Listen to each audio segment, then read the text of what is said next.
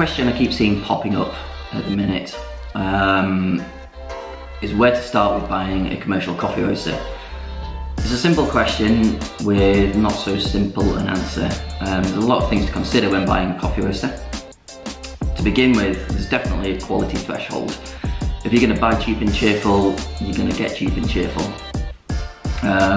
So something to consider on durability is brand new or second hand. A second-hand roaster, you might save a fair bit of money, but you also don't necessarily know what kind of condition it's going to be in. If you're going to get it from another local roaster, maybe spend some time testing it out yourself. But if it's coming from abroad, sometimes it's quite difficult to know exactly what's going to be going on, and if there's going to be any problems later where you're going to end up spending that money that you've saved from having a second-hand machine anyway. But that's not to say that second-hand machines aren't good. I know a lot of people who have bought second-hand machines and have never had a problem or have been able to fix any problems they come across as it comes along, and it's always a refurbishment job. You know, some of these like old Probats, the UG22s, will last forever, but they do need constantly working on and updating just as things wear out. You know, that's what a machine does. So buying brand new, you'll definitely get more durability and you know exactly what's going on with it. Another thing to consider is local support. You know, especially if you're getting a brand new machine installed, see if there's a local engineer who can help you install it, unless you're quite capable of installing it yourself. And if anything does go wrong, even with brand new machines, you know, you can get a brand new P25 and a year down the line you'll keep bumping into little problems here and there. It happens with any roaster, there will always be a little problem here and there. If you've got a local engineer that you know and they know the brand and model of roaster that you're buying, it's always going to be helpful.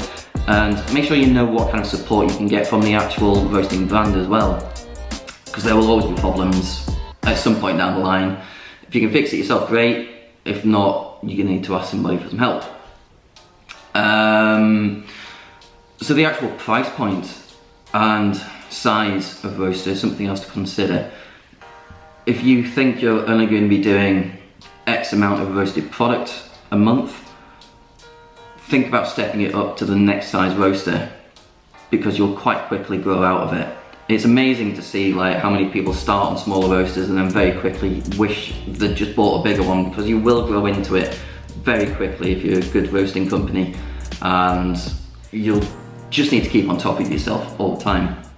So try and go for the largest size that you can monetarily, but you also don't want to go too crazy, because if you can save a little bit of money, use that money on buying some cheap coffee to begin with if you're just starting out your coffee roasting journey, so you can learn how your roasting works, how it operates and everything else.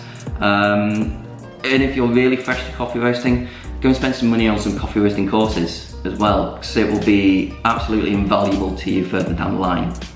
That's not to say that you have to have roasting courses. I know a fair few people that have just taught themselves and they're creating great products. So there's a lot of things to consider. Brand doesn't really matter. Your coffee roaster is only as good as you are, so don't worry too much about the brand.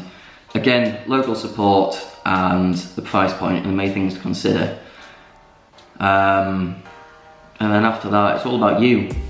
A coffee machine can only make coffee as good as the barista, and it's the same with coffee roasting. You can spend thousands and thousands on a brand new state-of-the-art machine, but if you don't know how to operate it properly, it's going to be crap either way. So, things to consider when buying a coffee machine. I hope this helps a little bit. Keep an eye out for the next one. I'll see you next time. Peace.